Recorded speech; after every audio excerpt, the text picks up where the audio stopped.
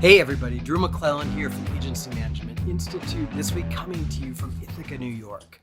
We spent the weekend here and we spent a lot of time outside. The fall leaves are spectacular, the air is crisp, and it just feels like a change. And it got me thinking about how in nature there is a natural cycle of things. Very few things last forever. Absolutely. Mountains. There are certain things that last forever, but even they change. And I wonder sometimes if we have to sort of think about our agencies in that way. Could this be, as we enter into the final couple months of the fourth quarter, is this time for us to think about how we should evolve, how we should change? Are there things that are in the fall season of their life cycle in our agency? Maybe it's how we work.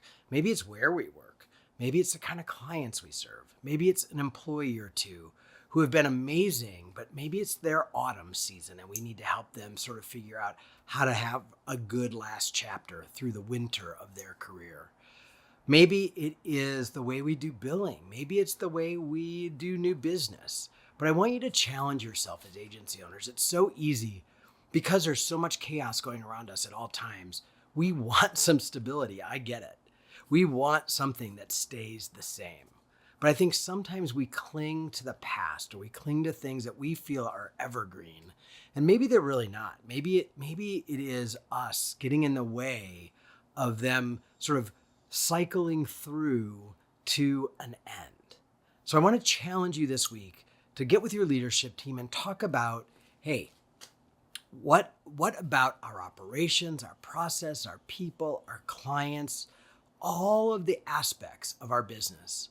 What do we hold sacred that we treat as though it'll never change? That maybe if we gave it a fresh look, maybe it's actually in its autumnal season and it's time for us to let it evolve out. And by the first quarter of next year, kind of have a spring awakening of a new way of doing fill in the blank.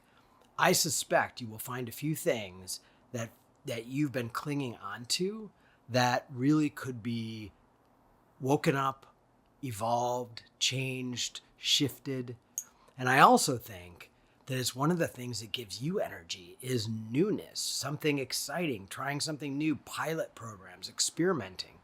So this is also an opportunity to infuse yourself and your leadership team with a new sense of energy as you reinvent aspects of the business and get the old ways out of the way so new things can spring up in 2025.